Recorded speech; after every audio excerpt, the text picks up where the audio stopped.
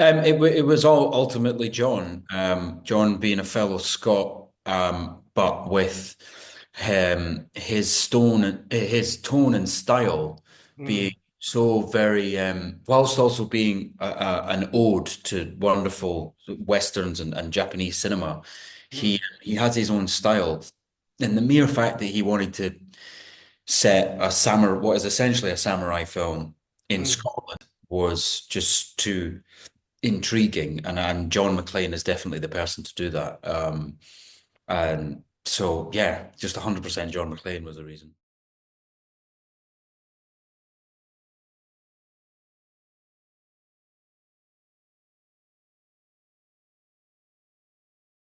Um, the great thing about John is that he ultimately is a massive cinema fan, Mm. and like you say, he came to it relatively late, because he had a whole different career. Right. And what's always wonderful when you get to work with people like that is that they ultimately just are very, very happy the fact that they're getting to make a film.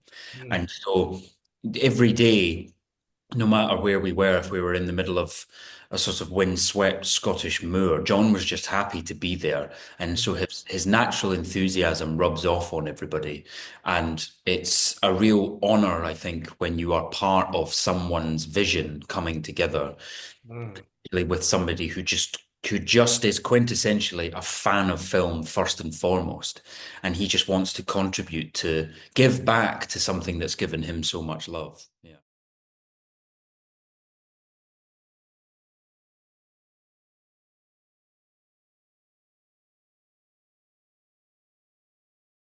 It was very cool. It was because he shot it in January, so that's the sort of Oh, depth I see. of the Scottish winter. And like you see from the film, the majority of the film is outside. So it wasn't for the faint-hearted, but that's basically where I grew up. So I'm Right. very, very, very used to that. Um, and I think logistically, it was a very difficult film to shoot because some of the locations were quite remote, high up. But that all adds to the feeling of the film, and the crews up there are very used to that and very, very robust. It takes a lot to break a Scot. Like you're not going to break them very quickly. So they were very used to it and wonderfully mobile. The whole crew had to be incredibly mobile, and we were even the cast were helping to pick up bits of kit to go over to the next location. But it just adds to the whole feeling of it being like pirate filmmaking. It was great.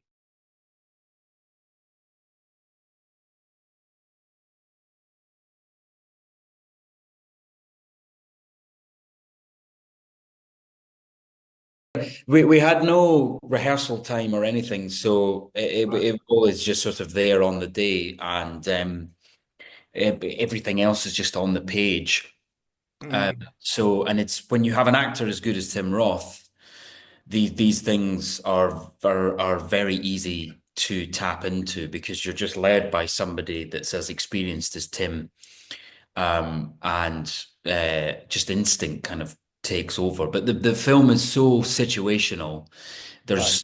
There's backstory, but it's not right at the foreground. It's over one afternoon, and so we didn't get too bogged down in anything. You know, Tim and I didn't really have conversations about what do you think's the story between these two, because I think both Tim and I are very sort of old school actors Mm, who just sort of turn up and do it. And when you're in the hands of people like John and Robbie, mm. Ryan, the cinematographer, you just turn up, do your job, and everybody takes care of the rest.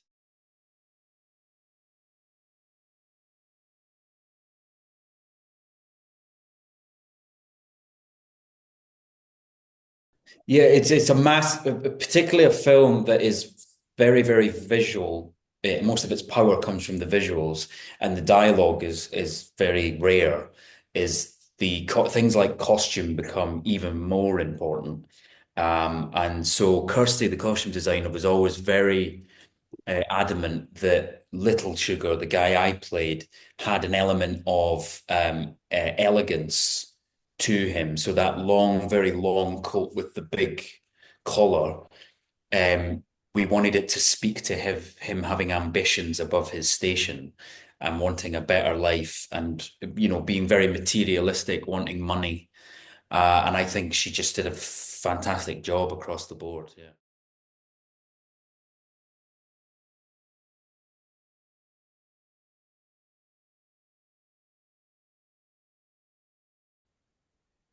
I mean, John said the only thing I really want you to do is go off and watch these films by the Mm. people that you just mentioned, the Kurosawa and a lot of the Sergio Leone films. So I just consumed as many of them as possible. Right. The thing that was very specific to Sugar was particularly in those early Japanese films was embracing when the camera is quite close.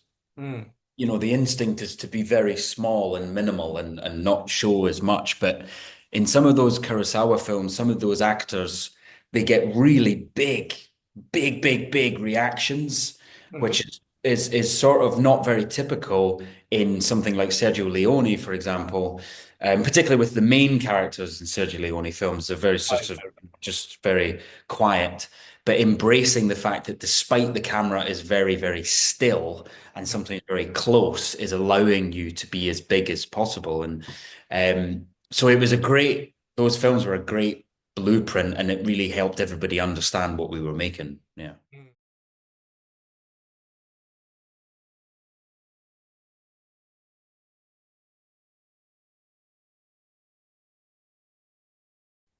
It was fantastic working with them. I mean, they're both unbelievably lovely people. And I was able to bore Takahiro, especially one day. I was boring him to death because I'd been to Japan, I think the year before. I Oh, was in really? Japan for about 3 weeks and I did a sort of mini tour of Japan, of Tokyo, Kyoto. So I was boring him to death with the things that I got to do in Japan. Um, and I've always thought the more I learned about Japan when I was over there that there's strangely quite a lot of things in common Mm. with Japanese and Scottish culture, particularly ancient Scottish culture. The sort of clan culture, particularly in the Highlands of Scotland, is quite similar to what in ancient Japan. The climate is strangely, I think, quite similar in many ways, and they can both, they both make whiskey. Right, right. And they both make whiskey really well, and the sort of the pride that the Japanese and the Scots have in their old and ancient traditions is very similar in their dress, their sort of very traditional dress. That you mentioned. Yeah. Hero wears. Obviously in Scotland we have the kilt. There's great pride in that. So it was just really interesting. It's actually a perfect mix, I think, of cultures. But Takahiro and Koki were just they were just great. They were just great fun, and it was a real. I feel very honored the fact that they came to Scotland to make a film. Takahiro especially. I've seen him in so much stuff. So to for him to come and make a film just outside Edinburgh was really lovely of him. Really nice of him.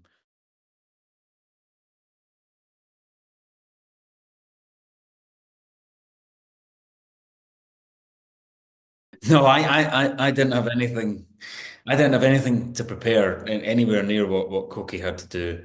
Uh, Well, so to get to watch Koki do that mm. uh, was quite fantastic, and the way she moves, Right. very jealous of the way that she moves. Mm. But, manages to move, which is typical of very classic samurai films. Is not only it's very violent, but it's also incredibly elegant and beautiful.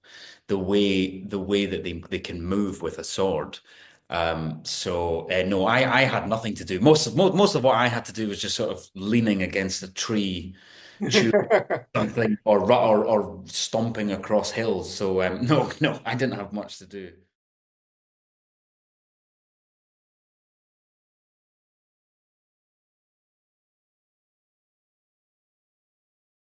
Well, I mean, it's the world that we live in now is with streamers. There's a hell of a lot of there's a lot more opportunities, almost too much to a certain extent, and um, there's a lot of content. So when you get into a fortunate position where you can somewhat pick and choose, is you just have to really know why you're choosing to do something.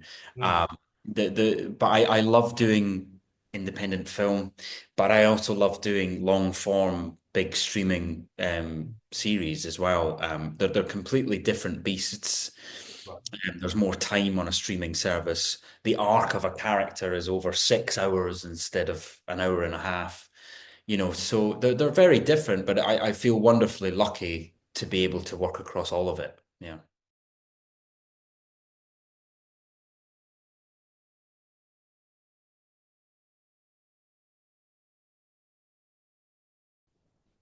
I would love people to see that, the genre of samurai film, or wider than that, the genre of that sort of Western, isn't just specific to either America or Japan. Mm, I'm very proud of the fact that one was made in Scotland, and I think the merging of those traditions across filmmaking is what's really wonderfully exciting, and having a director like John McClane, who grew up in Scotland, but most of his cinematic influences come from Japan, is mm, what makes him such an exciting and unique filmmaker.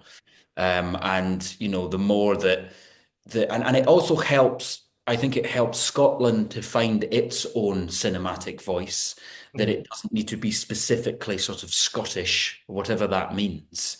Is that, like all great civilizations, they're a mixing pot of loads of different cultures, and I think it just widens the scope of what a Scottish film is. I really love that. mm. Well, they told me to wrap it up. Thank you for your time, Jack. I had a good time talking to you. Thank you so much, man. Cheers. Thank you, sir. Bye bye. Good day. Cheers.